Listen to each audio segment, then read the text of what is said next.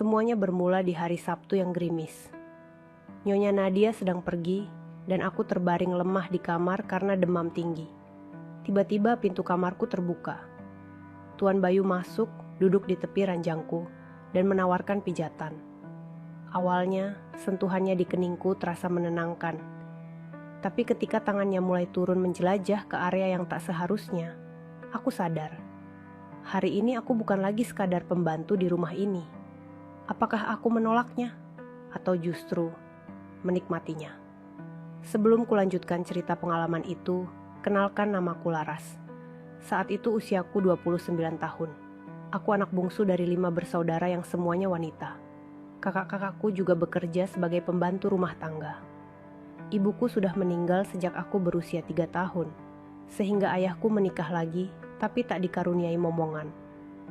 Ketika kakak-kakakku pergi merantau, tinggal aku bersama ayah dan ibu tiriku di desa terpencil, daerah Jawa Timur. Hingga ketika usiaku genap 28 tahun, akhirnya aku bekerja pada sebuah keluarga muda yang sudah memiliki 1 orang putri yang baru berusia 2 tahun. Majikan perempuanku yang biasa kupanggil Nyonya Nadia, merupakan seorang karyawan koperasi. Sementara bapak majikanku, Tuan Bayu, merupakan seorang pegawai di sebuah instansi pemerintahan. Kehidupan di dalam rumah tangga majikanku bisa dikatakan harmonis, dan mungkin hal itu pula yang membuatku kerasan tinggal bersama mereka. Nyonya Nadia seorang wanita yang baik, begitu pula dengan suaminya. Setidaknya itulah yang kurasakan sebelum akhirnya sebuah kejadian tak terduga merubah penilaianku terhadap keluarga itu. Kejadian itu tepat di hari Sabtu, ketika Nyonya Nadia sedang bekerja, sementara Tuan Bayu setiap Sabtu dan Minggu libur. Praktis di rumah tinggal aku, Tuan Bayu, dan putri mereka. Entah ada angin apa, hari itu aku merasa kurang enak badan. Mungkin karena hujan-hujanan kemarin waktu aku pergi ke pasar. Padahal malam harinya aku sudah minum tolak angin untuk meredakannya. Tapi hingga pagi hari bukannya mendingan, aku malah meriang. Meski begitu, tetap kupaksakan diri untuk bekerja. Apalagi hal itu sudah menjadi kewajibanku sehari-hari pada keluarga itu. Singkatnya, siang hari setelah anak mereka tidur, aku lantas rebahan mencoba istirahat di kamarku. Tapi belum sempat memejamkan mata, sayup-sayup ku dengar Tuan Bayu memanggilku. Tapi berhubung aku makin menggigil meriang, aku hanya menjawab pelan. Sampai tak lama kemudian, tiba-tiba pintu kamarku terbuka. Nampak Tuan Bayu masuk dan datang menemuiku. Beliau nampak kaget saat tahu kondisiku yang menggigil. Dihampirinya aku, lalu dia duduk di tepi dipan. Sementara aku berusaha beranjak, meski dengan kepala yang begitu pening.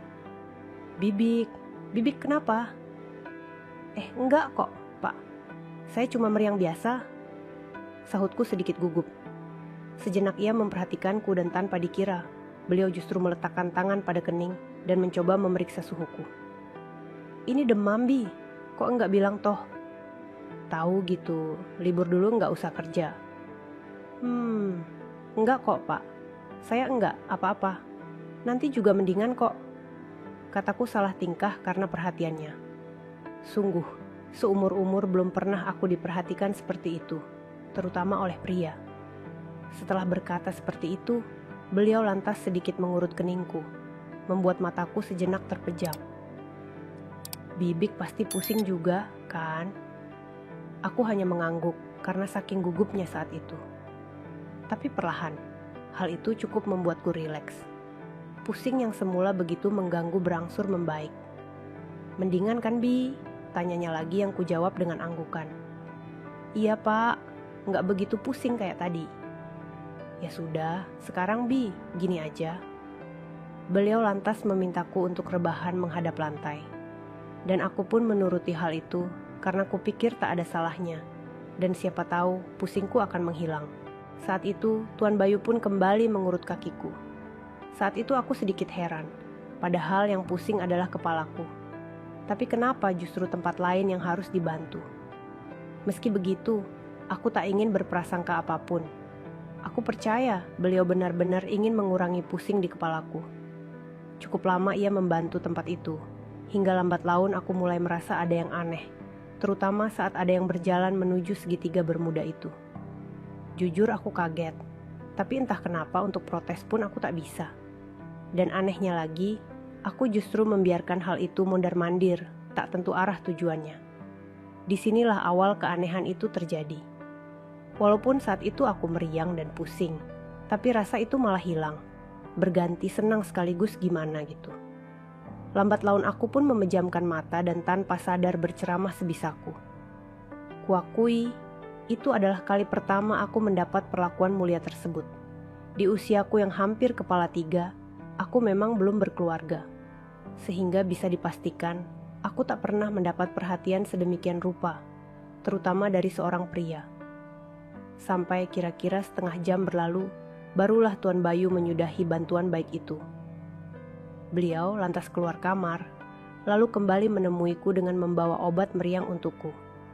Sungguh aku terharu dengan sikapnya. Bahkan aku sempat berpikir betapa beruntungnya Nyonya Nadia mendapat suami sebaik Tuan Bayu itu. Setelah Tuan Bayu pergi, untuk sejenak aku terdiam, melamunkan kejadian tadi. Dan sebelum aku lanjut istirahat, kuputuskan ke kamar mandi untuk membuang hajatku. Seperti yang telah aku ceritakan tadi, segitiga bermuda itu rupanya sudah basah sebelum aku buang hajat. Saat itu, aku belum paham jika hal itu adalah akibat dari bantuan baik Tuan Bayu. Singkatnya, sore harinya gerimis turun ketika aku tidur. Siang tadi, Nyonya Nadia dan putrinya berpamitan padaku untuk pergi ke rumah orang tuanya. Keduanya juga mengatakan akan bermalam di sana karena ada hajatan. Sementara Tuan Bayu tak bisa ikut, lantaran esok harinya ada acara di kompleks. Setelah istirahat tadi, meriangku berangsur membaik. Entah karena bantuan Tuan Bayu tadi atau pengaruh obat demam itu, aku tak begitu peduli. Yang penting aku sudah pulih dan bisa bekerja kembali. Setelah merapikan kamar, aku bergegas pergi mandi karena hari hampir gelap. Selesai mandi dan berdandan rapi, terdengar suara Tuan Bayu dari ruang TV memanggilku. "Gimana, Bik? Udah mendingan?" tanya Tuan Bayu ketika aku sudah ada di hadapannya. Alhamdulillah Pak, mendingan." "Syukurlah Bik.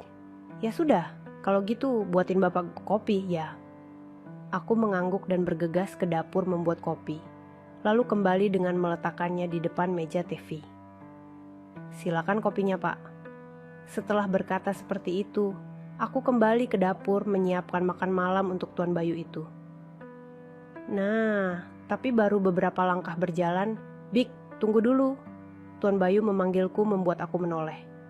"Ya Bapak, ada apa?" "Duduklah sini, temani Bapak nonton TV," katanya sambil menepuk kursi, memintaku duduk di sebelahnya. Tetapi saya mesti sudah masaknya nanti aja. Sebenarnya aku sedikit heran saat itu, karena biasanya beliau tak pernah memintaku seperti itu, terutama saat ada Nyonya Nadia di rumah. Tapi berhubung dia majikanku dan tadi sudah membantuku, maka aku pun mengiyakan saja hal itu. Tanpa prasangka apapun, aku duduk di sebelahnya. Kami duduk bersama memperhatikan acara TV drama kolosal Indosiar. Selama nonton TV tak ada percakapan di antara kami. Selain karena canggung, aku juga bingung untuk memulai obrolan dengannya. Hingga beberapa menit kemudian, di saat aku fokus memperhatikan TV, aku kaget karena tiba-tiba Tuan Bayu kembali mengurut pundakku. Jujur, aku merasa sedikit risih dan ingin segera pergi dari tempat itu. Tapi entah kenapa, perasaan aneh seperti siang tadi kembali timbul di benakku. Terutama ketika telapak Tuan Bayu mulai hijrah dari satu bidang ke bidang anugerah yang kuasa itu. Spontan aku merem dan baru tersadar jika wajah Tuan Bayu sudah ada di sisiku. Hembusan angin itu membuatku merinding. Otakku seakan buntu, tak dapat berpikir jernih. "Bibik bisa bantu masalah saya kan?" Sontak aku kaget bercampur heran. Masalah apa Pak?" Tanyaku berpura-pura tak tahu. Walaupun sebenarnya aku paham kemana arah ucapannya itu. "Ya, masalah itulah," katanya sambil lebih mendalami perannya saat itu. Aku tak menjawab. Jantungku deg-degan antara ragu dan takut. Tetapi saya belum kopi, timpalku. Aku yang hendak menjawab. Akhirnya urung tatkala Tuan Bayu meraih dagu dan sambutan perkenalan pun ia haturkan saat itu. Hari sudah berganti malam, gerimis pun berubah menjadi hujan. Tapi anehnya, bukan hawa dingin yang kurasakan, melainkan hawa panas yang hadir begitu saja. Aku hanyut akan nirwana. Bahkan aku tak tahu sejak kapan hilangnya segitiga Bermuda, serta kabinet negara lainnya. Dan ya, malam itu menjadi malam yang paling beda untukku. Kemurnian mutiara itu pun kuberikan dengan ikhlas dan rida pada Tuan Bayu. Tuan Bayu yang memang sudah pro mampu membawaku seolah terbang bak pesawat Boeing 777. Kendati demikian, aku tak pernah menyesali hal itu. Bahkan kalau boleh jujur, aku tak ingin buru-buru mengakhiri kebaikan mulia itu. Tapi sayangnya, sebelum aku sampai pada tujuan baikku, Tuan Bayu tiba lebih dulu dengan raut wajah sedikit malu. Maaf ya Bib, saya parkir duluan. Karena tak ingin tersinggung, aku berusaha tersenyum dan berpura-pura lugu. Iya, nggak apa-apa kok Pak. Aku bisa memakluminya, dan mungkin waktu yang singkat itu sudah cukup membuatnya senang. Aku juga berpikir mungkin di lain waktu ia bisa memperbaiki kekeliruannya itu. Setelahnya aku lantas beranjak hendak pergi. Tapi, mendadak Tuan Bayu kembali menarik tanganku. Ia lantas membawaku menuju tempat di mana ia biasa mengadakan rapat paripurna dengan istrinya itu. Loh, Pak, apa Bapak ada masalah lagi? Iya, Bi, jawabnya sambil tersenyum. Alhasil, malam itu rapat paripurna negara pun kembali digelar guna menyongsong masa depan yang lebih ceria lagi. Aku benar-benar tak mengira. Rupanya Tuan Bayu begitu tekun dan tak gampang menyerah. Hal itu terbukti, lantaran rapat paripurna itu baru berakhir ketika menjelang azan subuh tiba. Paginya, aku terjaga lebih awal dari biasanya.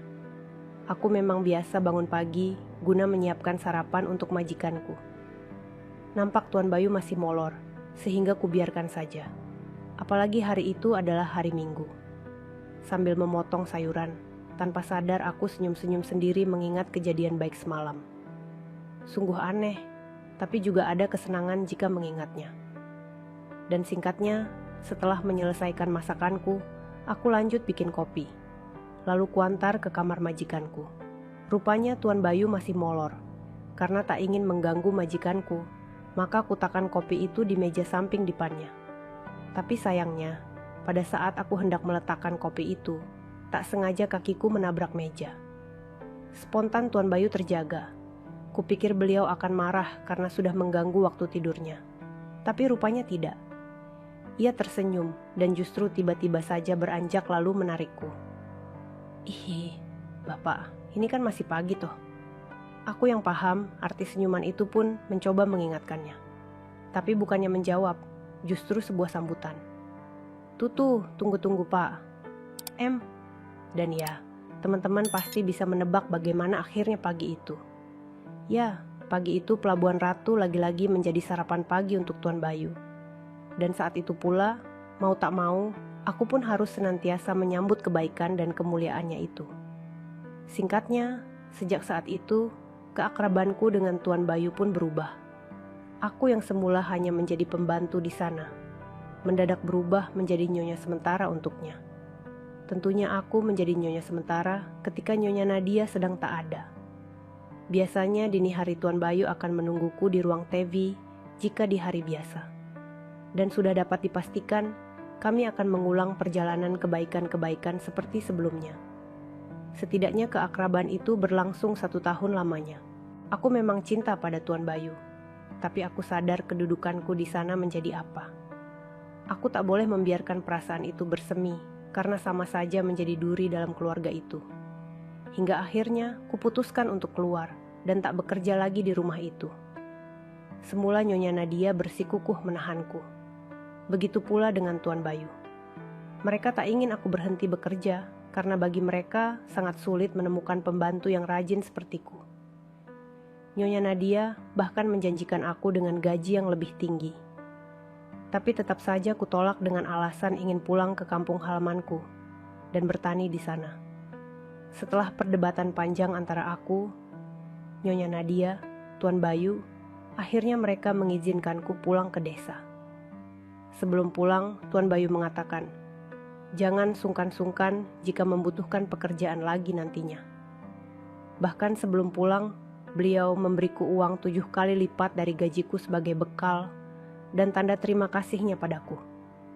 Tentunya uang yang diberikan itu tanpa sepengetahuan Nyonya Nadia. Sebenarnya berat hatiku meninggalkan keluarga tersebut, terutama dengan Tuan Bayu. Tapi keputusanku sudah bulat. Aku hanya berharap suatu saat nanti bisa mendapatkan jodoh yang juga perhatian seperti Tuan Bayu. Kisahku dengan Tuan Bayu berakhir setelah 1 tahun. Aku memilih untuk kembali ke desa, membawa serta kenangan manis dan kepahitan yang harus kupendam sendiri. Keputusanku sudah bulat. Aku mencintai Tuan Bayu, tapi aku sadar tempatku bukan di sisinya sebagai istri. Aku tak ingin cinta terlarangku menjadi duri yang menghancurkan keluarga yang sempat memberiku tempat bernaung. Meskipun Tuan Bayu memberikan uang 7 kali lipat dari gajiku, sebagai tanda terima kasih dan bekal pulang, tidak ada uang yang bisa menggantikan kemurnian atau menghapus perasaan yang telah tumbuh. Aku meninggalkan rumah itu dengan harapan, suatu saat nanti aku bisa menemukan jodoh yang memiliki perhatian dan kebaikan yang sama, namun dengan status yang halal. Dari kisah Laras, Tuan Bayu, dan Nyonya Nadia ini, kita diajarkan satu hal penting. Cinta itu memang buta, tapi hati nurani harus tetap melihat. Terkadang, godaan terbesar justru datang dari orang terdekat di saat kita merasa lemah dan butuh perlindungan. Laras mungkin bersalah karena sempat terbuai, namun keputusannya untuk pergi adalah langkah paling mulia yang bisa ia ambil. Ia sadar bahwa kebahagiaan yang dibangun di atas pengkhianatan tidak akan pernah membawa ketenangan. Ingatlah, harta dan kenyamanan bisa dicari, tapi kepercayaan yang rusak sulit untuk diperbaiki kembali. Jadilah wanita yang bermartabat. Jangan biarkan dirimu menjadi duri dalam daging rumah tangga orang lain, sebaik apapun mereka memperlakukanmu. Karena sejatinya, jodoh yang terbaik adalah yang datang dengan cara yang halal dan direstui, bukan yang dinikmati secara sembunyi-sembunyi. Bagaimana menurut kalian? Apakah langkah Laras menolak gaji tinggi demi menyelamatkan rumah tangga majikannya sudah tepat? Tulis pendapat kalian di kolom komentar ya. Jangan lupa like, subscribe, dan nyalakan lonceng notifikasi agar tidak ketinggalan kisah-kisah penuh hikmah lainnya. Sampai jumpa di video selanjutnya.